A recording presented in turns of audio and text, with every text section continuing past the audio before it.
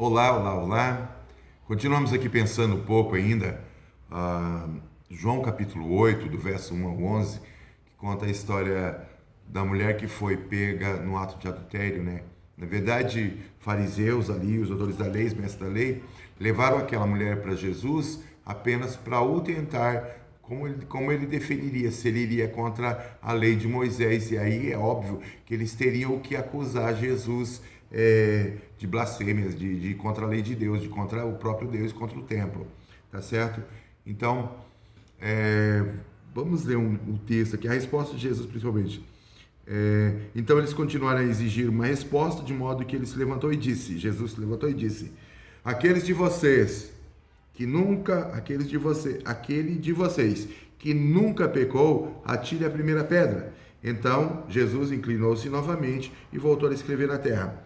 Quando ouviram isso, foram saindo, um de cada vez, começando pelos mais velhos, até que só restaram Jesus e a mulher no meio da multidão.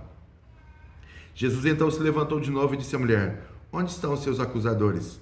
Nenhum deles a condenou? Não, Senhor, respondeu ela. É óbvio.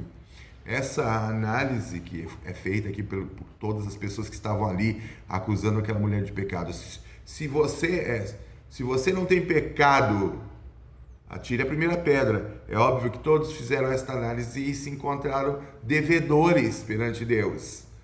Ou porque, vamos fazer aqui, imaginar, ou porque não fez o que deveria ser feito, quando de repente sabe que uma ação que deveria ter feito não faz. Eu lembrei aqui agora de um caso que Jesus conta, de um pai que chegou para o filho, filho, vai trabalhar vá trabalhar na fazenda, vá capinar. E ele disse assim, não vou, mas depois se arrependeu e foi.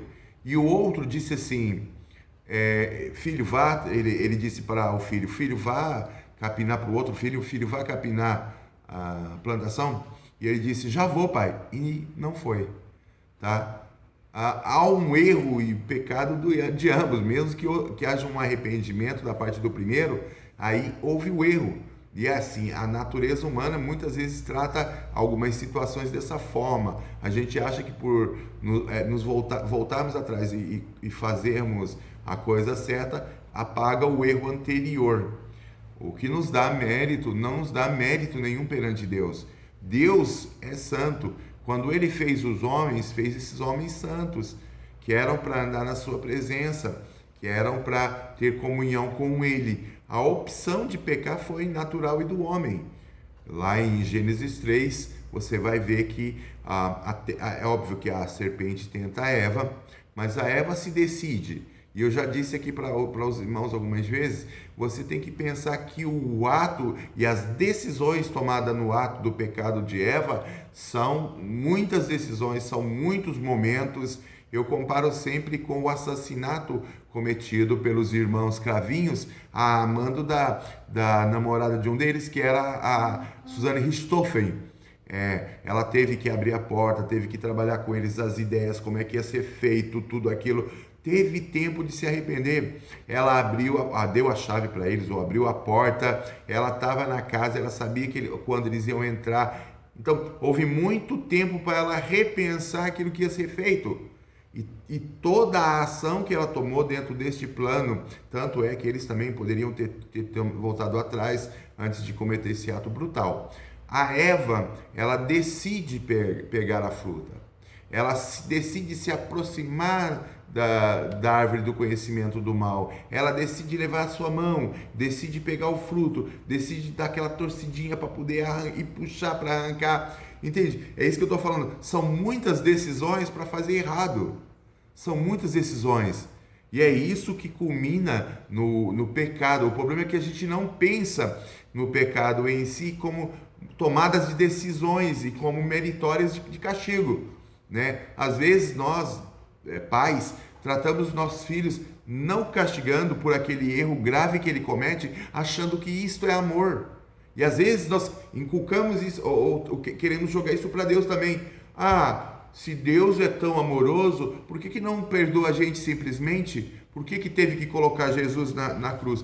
Parece pesado, parece que Deus não amava Jesus, mas entenda, é o Filho amado de Deus que está na cruz.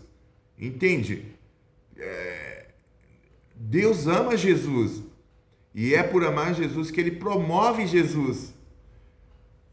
Meu Deus, como é que explico isso? Mas vamos voltar, vou deixar isso para outra hora, vamos pensar aqui. Primeiro, você tem que entender isso. O pecado é um negócio muito ruim, é horrível, destonou totalmente a gente do princípio, do princípio criador. Deus criou a gente para ter contato com Ele, para ter relacionamento com Ele, para o amarmos, para que Ele manifestasse o seu amor, e Ele continua manifestando o seu amor pela humanidade, apesar de todo o estrago que o pecado tem feito na humanidade. Tá certo? Eu vou ter que parar aqui. A gente ainda vai conversar algum pouco, mas eu preciso que você pense nisso. Pense nisso, pense muito nisso. O amor de Deus é muito grande com relação ao pecado natural nas nossas vidas. Nós precisamos entender isso. Pense nisso. Deus abençoe. Tenha um ótimo dia.